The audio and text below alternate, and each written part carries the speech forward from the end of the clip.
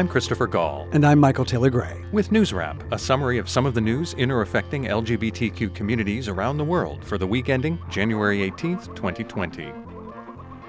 An Indonesian graduate student's conviction in the UK for drugging and raping dozens of mostly heterosexual men has fomented an anti-queer crackdown in his homeland.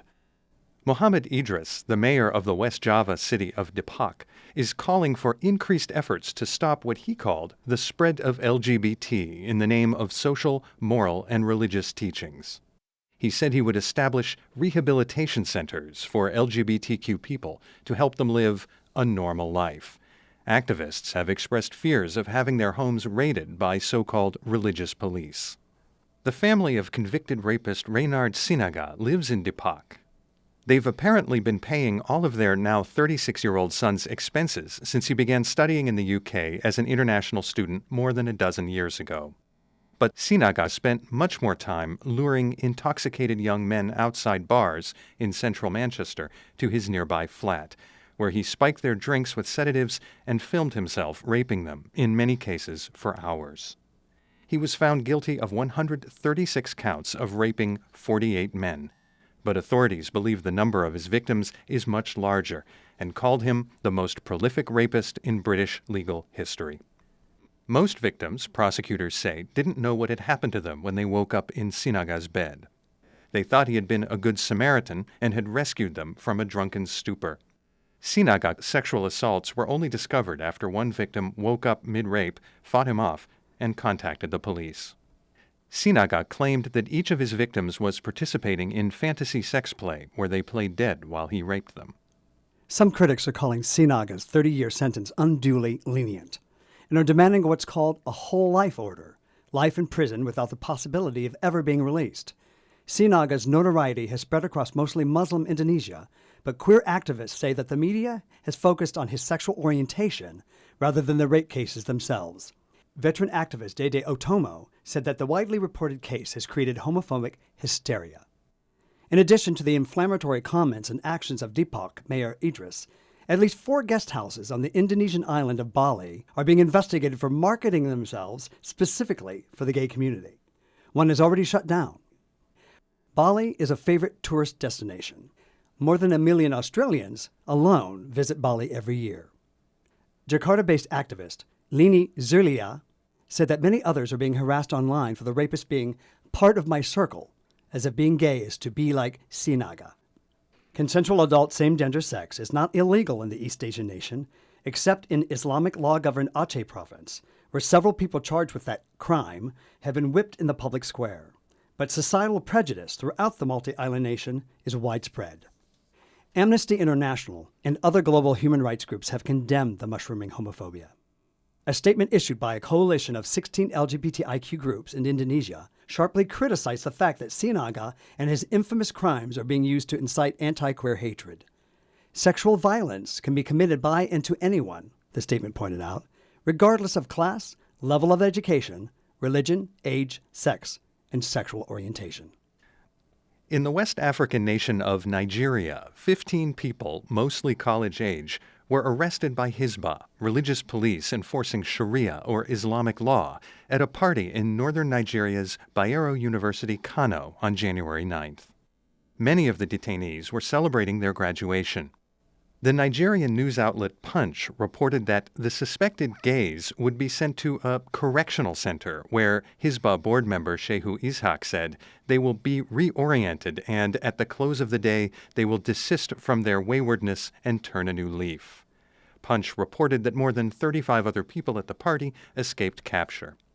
Nigeria is one of Africa's most populous nations and is generally governed in the northern part of the country by Islamic law, while Christianity is the predominant religion in most parts of the south. But same-gender sex is against the law, and the Pew Research Center recently reported that 98 out of 100 Nigerians believe that society can never accept homosexuality. A gay travel index on Wikipedia of preferred tourist spots rated Canada first and Nigeria 139th, just below Malaysia, naming it the most dangerous destination on the planet for queer travelers. Hizbah's Director General said in 2018, according to the UK's Pink News, that We can't allow such despicable acts to find roots in our society. Both Islam and Nigerian laws prohibit same-sex relationships. Thousands of students hit the streets of Tel Aviv this week to protest the homophobic statements of Israel's education minister, Rafi Peretz. The head of the right-wing Jewish Home Party was asked during an interview how he would react if one of his children came out to him as gay. "Thank God my kids grew up naturally and healthy," he said. "They're building their families from Jewish values." He said later that a normal family is a man and a woman, and that he was not ashamed that we live in this natural way. One of the young student protest organizers, 16-year-old Hila Koren, told the Times of Israel that political leaders should respect diversity. They can't come along and say what is normal. They can't come and trample entire communities, people with feelings and thoughts. The Israeli newspaper Haaretz reported that several school administrators, with the support of Tel Aviv school officials and the mayor, began the day following the widely reported remarks with 15 minutes of discussion centered around tolerance, living together, and variations on the concept of family. Openly gay Likud Party Justice Minister Amir Ohana called Peretz's comments reprehensible, backwards, and wrong. Out Labor Party lawmaker Itzik Shmuley posted a picture of himself with his male spouse and son and wrote, "This is what a natural and healthy family looks like." When President Donald Trump picked Stuart Kyle Duncan to sit on the Fifth U.S. Circuit Court of Appeals 2 years ago, queer legal advocates warned that the since-confirmed nominee would not be fair in his rulings on LGBTQ-related cases.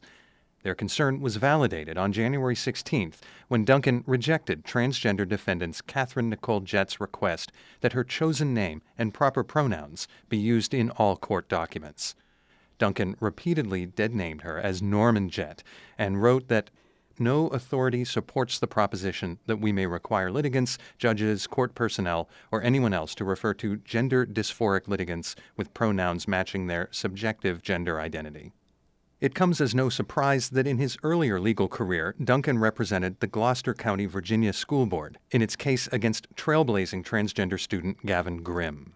Trans man Grimm eventually won the right to use the men's bathroom on campus after he had already graduated.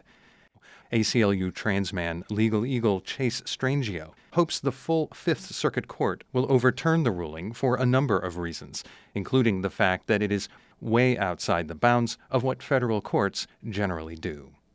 The Republican-led Tennessee state legislature has approved a bill to allow licensed adoption agencies to reject the placement of any child with an LGBTQ family if it would violate the agency's religious or moral convictions or policies.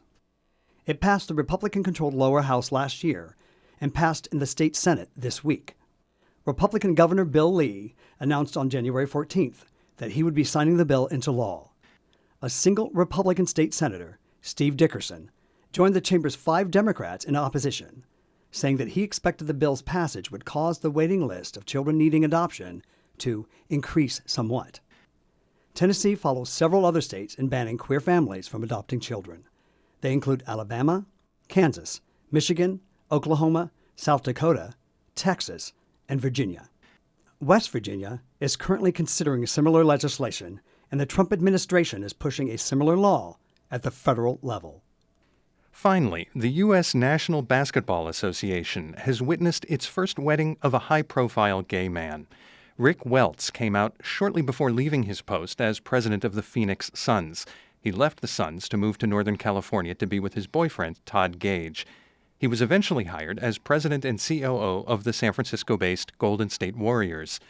Since he began his tenure there in 2011, the Warriors have won 3 national championships and made 5 NBA Finals appearances.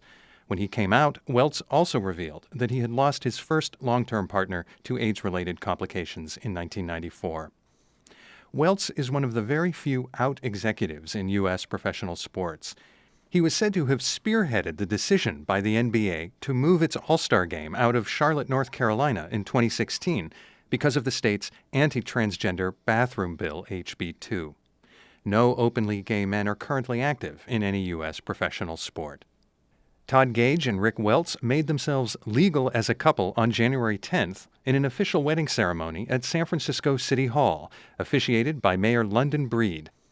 The NBA exec tweeted that it was a good day, 9 years in the making. That's NewsWrap, global queer news with attitude, for the week ending January 18th, 2020. Follow the news in your area and around the world.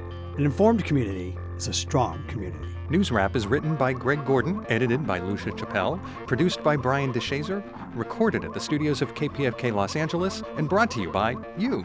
Help keep us in ears around the world at thiswayout.org, where you can also read the text of this newscast and much more. And you can listen to NewsWrap each week by subscribing to our This Way Out Radio YouTube channel. For This Way Out, I'm Christopher Gall. And I'm Michael Taylor Gray.